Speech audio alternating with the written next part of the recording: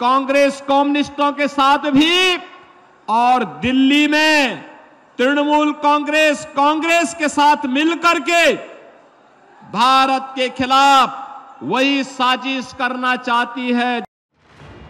বহরমপুর লোকসভা কেন্দ্রের বিজেপি প্রার্থীর সমর্থনের সভা মঙ্গলবার সেখান থেকে কংগ্রেসকে নিশানা করলেও বহরমপুরের 5 বারের কংগ্রেস সাংসদ অধীর চৌধুরীর নাম একবারও মুখে আনলেন না বিজেপি শাসিত উত্তরপ্রদেশের মুখ্যমন্ত্রী যোগী আদিত্যনাথ। 27 মিনিটের বক্তব্যে একবারও অধীরের প্রসঙ্গই উচ্চারণ করলেন না তিনি। 1999 সাল থেকে বহরমপুরের সাংসদ অধীর চৌধুরী, বাম আমল হোক বা তৃণমূলের জমানা, বহরমপুরে অপরাজেয় থেকেছেন তিনি। এবার লড়াই ডাবল হ্যাট্রিকের। এহেন অধীর চৌধুরীর গড়ে এসেও যোগী আদিত্যনাথ তার নাম না করায় অধীরের সঙ্গে বিজেপির সেটিং এর অভিযোগে সরব হয়েছে তৃণমূল।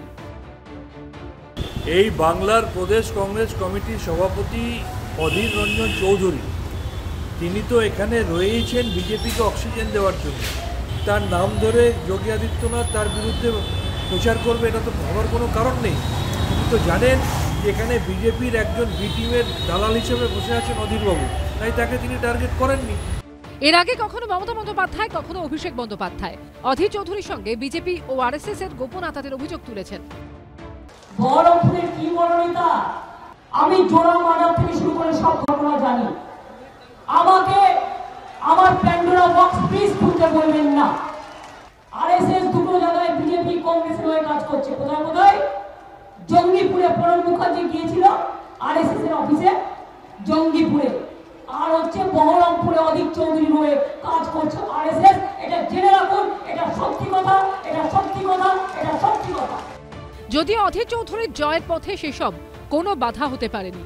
এবারও লোকসভা ভোটের মধ্যে যোগী আদিত্যনাথের বক্তব্যকে হাতিয়ার করে ফের সেই একই অভিযোগে সরব হল তৃণমূল।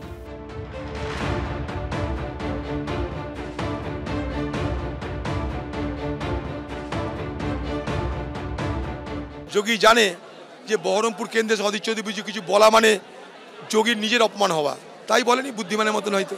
যে যখন মানুষের গ্রহণযোগ্যতা কমে যায়, মানুষের যখন প্রয়োজন কমে যায় বা যখন অপ্রয়োজন মনে করে, হয়তো মনে করেছেন উনি এই ভোটে অধীর চৌধুরী বা রাহুল গান্ধী, কারণ কংগ্রেসের অস্তিত্ব কোথায় বলুন না। রাজনৈতিক লড়াই হবে অত্যন্ত স্বচ্ছ এবং অত্যন্ত পরিষ্কার, এবং এইবারে লড়াই হবে বিকশিত ভারত কারা করতে যাচ্ছে আর তার বিরুদ্ধে কারা আছে।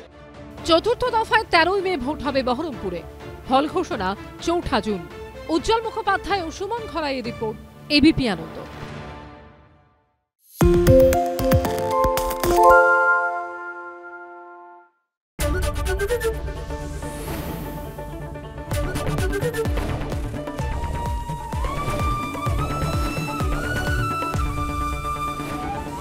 এবিপি আনন্দ, এগিয়ে থাকে, এগিয়ে রাখে।